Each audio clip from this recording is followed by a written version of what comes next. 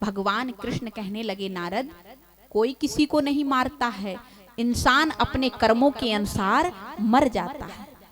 जब दुष्ट कंस के पापों का घड़ा भर गया है, और इतना भर गया है कि घड़ा से जब पाप नीचे गिरने लगेंगे तो पापी कंस खुद ही मर जाएगा। कोई किसी को नहीं मारता है, सब अपने कर्मों के अनुसार व्यक्ति मर जाता है। तो कहने लगे, गोविंद, हम कुछ नहीं सुनना चाहते हैं, हम केवल इतना सुनना चाहते हैं कि परसों आपके हाथ से कंस को मरा हुआ देखना चाहते हैं। अब उधर कंस को भी डेट दे आए परसों की कि यज्ञ करो, आयोजन करो मेला का, और इधर कृष्ण को भी डेट दे दी परसों की। किसने? नारद बाबा ने। दोनों को डेट दे दी। इधर कंस ने आपातकालीन सभा बुलाई, किसको भेजा जाए, क्योंकि राक्षस तो कोई लौट के आता नहीं है। तो एक सलाह की कि क्यों ना अक्रूर के लिए भेजा जाए। तुरंत रातों रात में सैनिक को भेज करके अक्रूर को बुलाया। अक्रूर आए और आकर के एकदम कहने लगे, महाराज क्या आदेश है? अक्रूर, हाँ, तुम वृंदावन चले जाओ। वृंदावन? हाँ, क्यों? अरे तुम्हें नहीं पता है, कृष्ण बलराम दोनों मेरे काल हैं, पता नहीं मुझे कब आकर के मार देंगे। मुझे तो रात में यही मेरा काल दिखाई देता है। यहाँ तक कि मैं भोजन करने बैठता हूँ और दाल में अगर काला जीरा भी दिखाई दे जाए तो मुझे वो काला काला मुरली वाला नजर आता है। प्यारे, जब ये बात सुनी तो अक्रूर जी घबराने लगे कि मैं कृष्ण और बलराम को बुलाने जाऊंगा और ये दुष्ट कंस पापी मार देगा, मैं तो बड़ा अधम हो जाऊंगा कि कृष्ण बलराम को लाकर के खुद यहाँ मरवाने को छोड़ जाऊंगा, मैं नहीं जाऊंगा। तुरंत एकदम ये विचार करने लगे। एकदम कंस ने अपनी तलवार निकाली और कहने लगा, अक्रूर जी, हाँ है या ना है?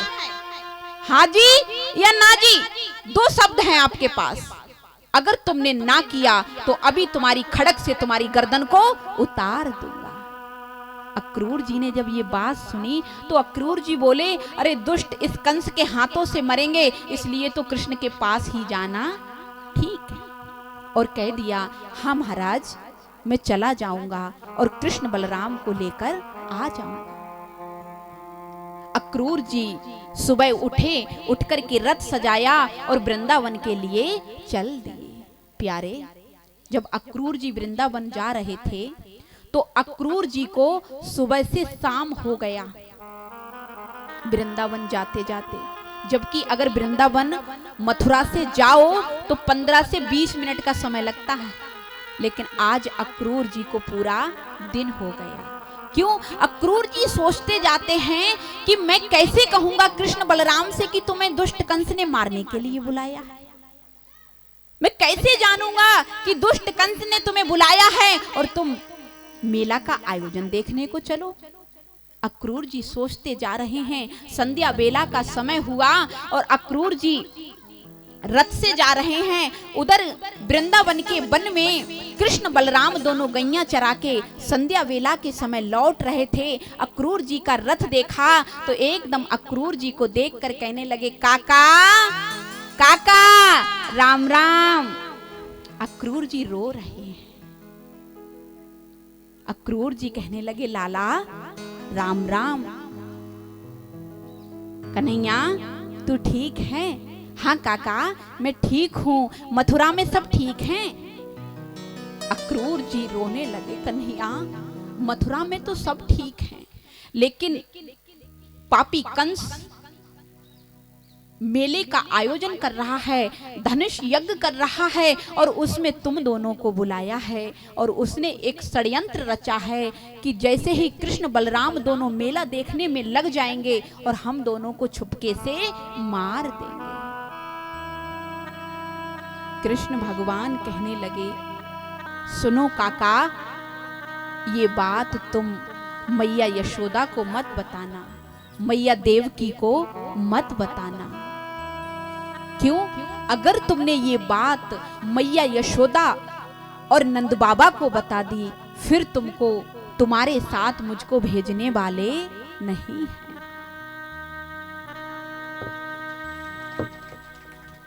अगर तुमने ये बात मैया यशोदा और नंद बाबा को बता दी तो मैया फिर मुझको जाने नहीं देगी। प्यारे, अक्रूर जी को लेकर के कृष्ण बलराम दोनों घर पर पहुंचे और जहां नंद बाबा बैठे थे, नंद बाबा से अक्रूर जी कहने लगे, भैया राम राम। राम राम अक्रूर, ठीक हो? हाँ ठीक है। नंद बाबा ने आदेश दिया, मैया यशोदा से कहने लगे प्रसाद बनाओ। अक्रूर और कृष्ण बलराम आज हम चारों लोग साथ में प्रसाद बैठकर पाएंगे। मैया ने जैसे ही प्रसाद बनाया, प्रसाद बनाने के बाद पवा करके आज दोनों भैया और कृष्ण बलराम चारों लोग बैठ करके बातें करने लगे।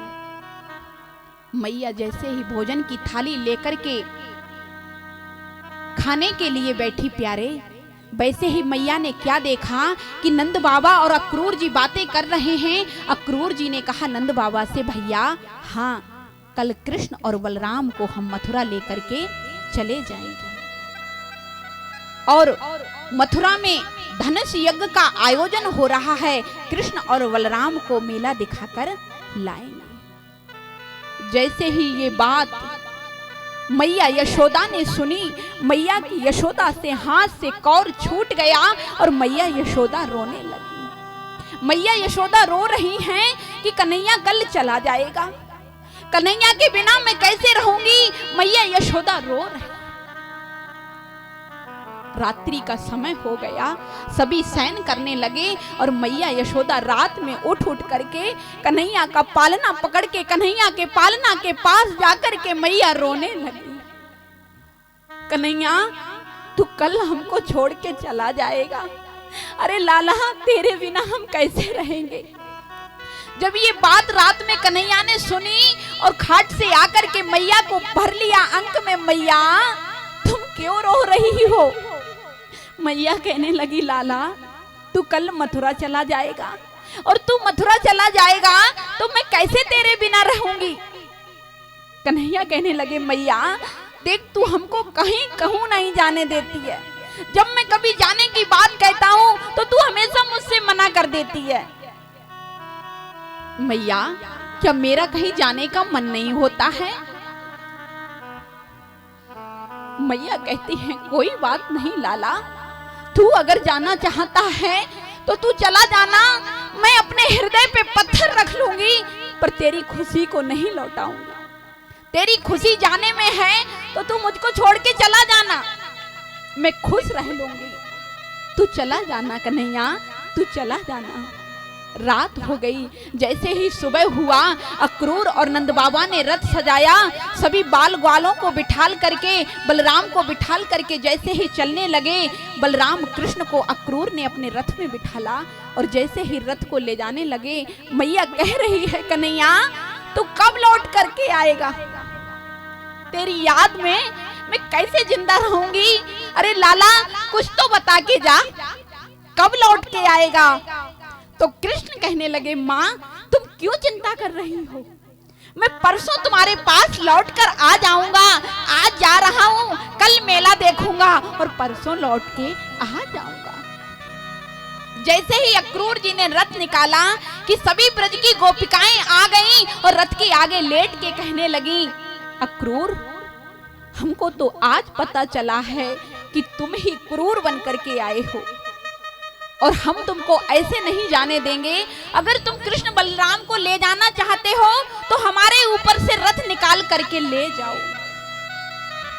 मेरे गोविंद एकदम रथ से कूद पड़े और राधा रानी से कहने लगे, राधे तुम तो सब जानती हो, तुम अगर इन गोपिकाओं को समझाओगी नहीं तो मेरी आगे की लीलाएं कैसे संपन्न होंगी, और मुझे तो मथुरा जरूर जाना है। इसलिए राधा मैं जानता हूँ, अरे गोपिकाओं के ऋण से मैं कभी ऋण नहीं हो सकता हूँ, लेकिन मुझे आगे की लीलाएं भी तो करनी है। राधा रानी गोपिकाएं सभी रास्ते से हट गईं और कहने लगी, लाला जाओ तो जाओ, अगर तुम्हारे जाने में ही तुम्हें खुशी है, हमें छोड़ने में ही, तो छोड़ के चले जाओ। प्यारे, अक्रूर के रथ पर कृष्ण बलराम दोनों बैठकर जा रहे हैं। मैया यशोदा रो रही हैं, नंद बाबा साथ में जा रहे हैं। जैसे ही रथ वृंदावन की धुरा से सीमा से पार हुआ कि मैया यशोदा ने आंगन से दौड़ लगाई, अरे कन्हैया, अरे कन्हैया, अरे भैया रथ रोकिए, लाला रथ रोकिए। कृष्ण एकदम कहने लगे, अक्रूर काका रथ रोकियो, मैया दौड़ी दौड़ी पीछे पीछे आ रही है। मैया ने दौड़ करके जैसे ही देखा और एकदम कन्हैया को गोद में भर लिया। कन्हैया तू हमें छोड़ के जा रहा है? अरे इसकी हमें कोई चिंता नहीं है, तू हमें छोड़ के जा रहा है। लाला मुझे तो आज पता चला कि तू मेरा लाला नहीं है। कन्हैया मुझे तो आज मालूम पड़ा कि तू मेरा लाला नहीं है। अरे तू तो देवकी का लाला है। कन्हैया अगर मुझे जरा भी पहले पता चल जाता कि तू मेरा लाला नहीं है तो तुझे थोड़ा बहुत मैं प्रेम कर लेती। मैंने तो तुझसे कभी प्रेम ही नहीं किया। अरे तूने एक मटकी फोड़ दी थी, उस मटकी के पीछे मैंने तेरी बहुत पिटाई लगाई थी। और लाला तू जब मथुरा में जाएगा, मैया देवकी तुझे मिलेगी तो तू क्या जवाब देगा?